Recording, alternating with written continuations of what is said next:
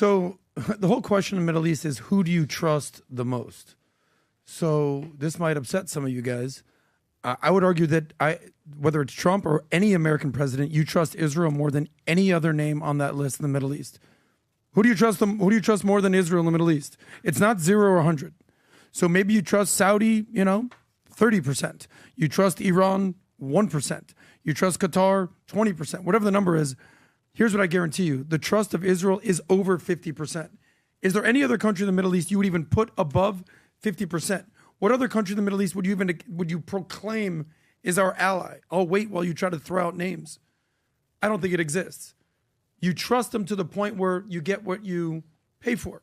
Qatar, all right, we have a base there. Saudi, we have a relationship there. We're selling them arms. I don't know who did 9/11. Iran, we just had a war with them.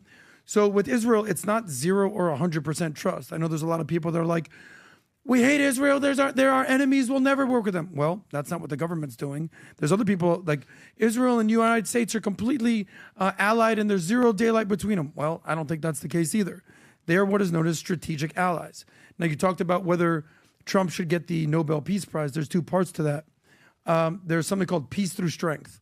I think, and if you look at what Israel has done in conjunction with the United States, they basically looked at, I would call it warmongering psychopaths, jihadists, and said, we're going to have to take care of these people before they take care of us.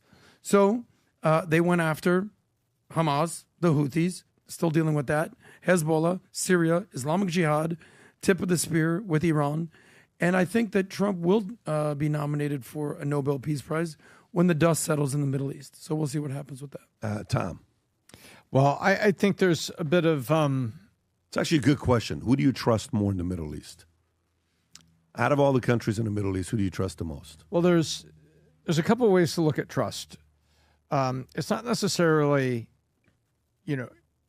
Would you put any country above Israel? Or no, even close? No, I don't. What I'm saying is okay. Trusting outcomes. When you look at sports, I trust certain players to do certain things. Whether I like those teams or I'm not a fan of those teams or I'm not a fan of the player, I trust that they're going to behave a certain way.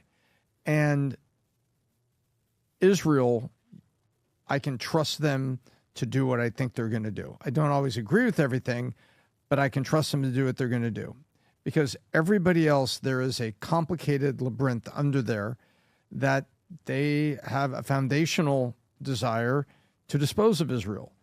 So do I trust them to be them? Yeah. And that makes me not trust them long term. And so I trust Israel to be Israel, and I trust Israel to do things in a certain way and to behave a certain way. And I don't think there's anybody else in the Middle East that I trust more than that. Vinny, who do you trust more than Israel? I mean, I you know me, I don't trust anybody over there. But if I had to pick militarily and strategic and fighting and war and stuff like that, yeah, it'd be Israel. We're not teaming up with anybody else to fight anybody. But morally and some of the things that they're probably doing, if Epstein, going back to Mossad and all the stuff and, AIPAC and our congressmen and stuff like that, it's like, I don't know. I mean, I wouldn't put like Jordan, UAE, Saudi Arabia. What do you think? No, Vinny, I'm asking you. Who in the Middle East? You were in the military. I don't trust anybody, but who would I trust the most? No. In the Middle East, can you pull up the Middle East map? It's a good question. Pull up the Middle East map. Who in the Middle East do you trust more than Israel? Rob, nobody can see the words on that one. I was just going to say, I'm not stalling. I can't see. The worst map ever. Who do you trust more in the Middle East Rob, than just Israel? hit maps. Like instead of images, like images, maps. That's what I did, and it gave me the other one. So hit images. You're so funny. You are so funny. There you go. Here we go. Vinny, who do you trust Vinny, more? I don't know if you can locate Israel. They're the tiny little